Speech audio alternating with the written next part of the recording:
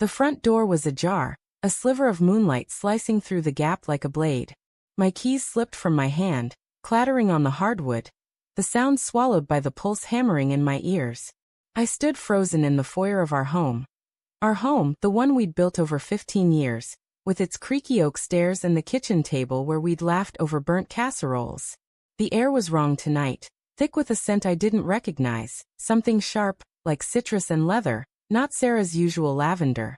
Then I heard it, a low murmured laugh from upstairs, not hers, followed by her voice, soft and intimate in a way that hadn't been mine for months.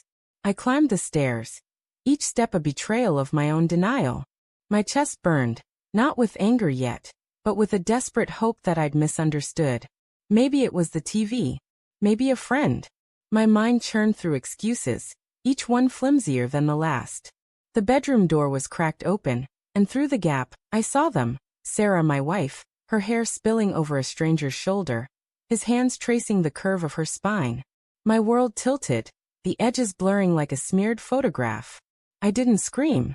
I didn't barge in. I just stood there, a ghost in my own life, watching the woman I loved rewrite our story without me. 15 years.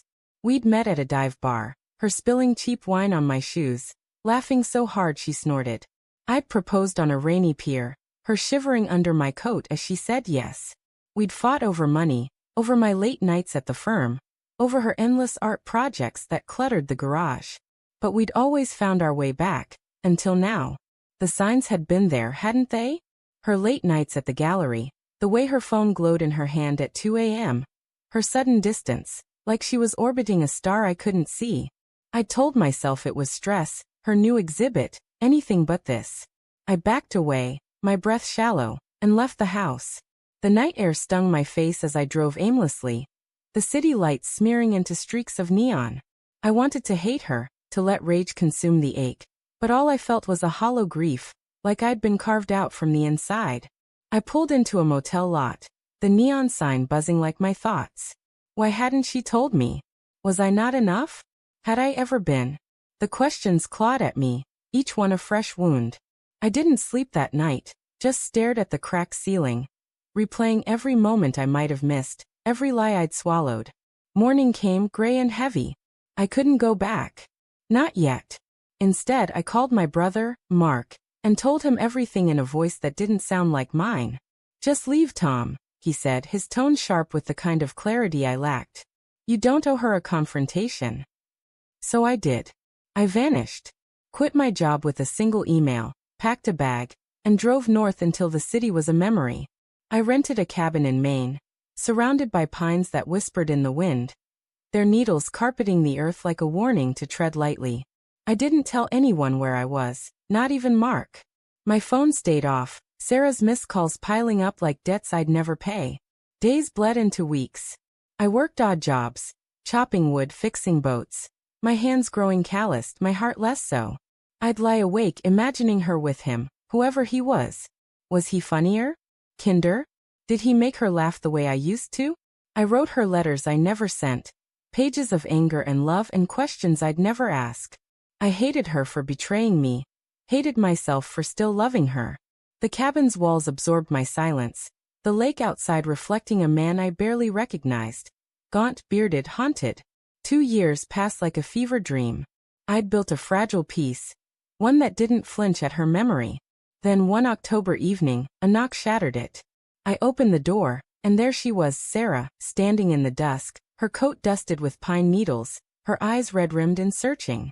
My heart lurched, a traitor to my resolve. Tom, she whispered, her voice breaking on my name. I found you. I didn't invite her in, but I didn't shut the door either. She stepped inside, the cabin suddenly too small, her presence filling it like smoke. I'm so sorry, she said, her words trembling. I was lost, Tom. I didn't know how to tell you I was drowning. She told me about the man, Evan, a curator at her gallery. It wasn't love, she swore, just a fleeting escape from the weight of her own failures, her art stalling, her confidence crumbling. She'd ended it weeks after I left, she said, when she realized I was gone for good. Why now? I asked, my voice rough, like I'd swallowed gravel. Her hands twisted together, her wedding ring still glinting on her finger. Because I can't live with what I did to you, she said. I need you to know I'm not that person anymore. She pulled a letter from her pocket, the paper worn thin, my handwriting on it. One of the letters I'd never sent, found in the cabin's trash by some miracle or mistake. I read this, she said, tears spilling. You still loved me, even after everything. I don't deserve it, but I need to try. I wanted to scream, to tell her she'd destroyed us, that her regret was too late. But her eyes held something I hadn't seen in years, truth, raw and unguarded. She wasn't the villain I'd made her into, nor was I the saint I'd imagined. We'd both failed, in quieter ways, long before Evan. I'd buried myself in work, ignored her late-night silences, assumed love was enough without effort. The realization was a slow bleed, more painful than her betrayal. Stay, I said finally, the word heavy, uncertain. Not forgiveness, not yet, but a crack in the wall I'd built. She nodded, her sob catching in her throat. We sat by the fire, the silence between us thick with unspoken questions. The future a fog we'd navigate together, or not. Outside, the wind howled, the pines bending but not breaking, and I wondered if we could do the same. 2 years ago, I'd vanished to escape her betrayal.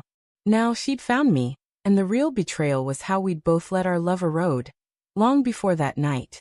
The twist wasn't her infidelity, or even her return. It was the mirror she held up, showing me we were both architects of our ruin, and maybe, just maybe, we could rebuild.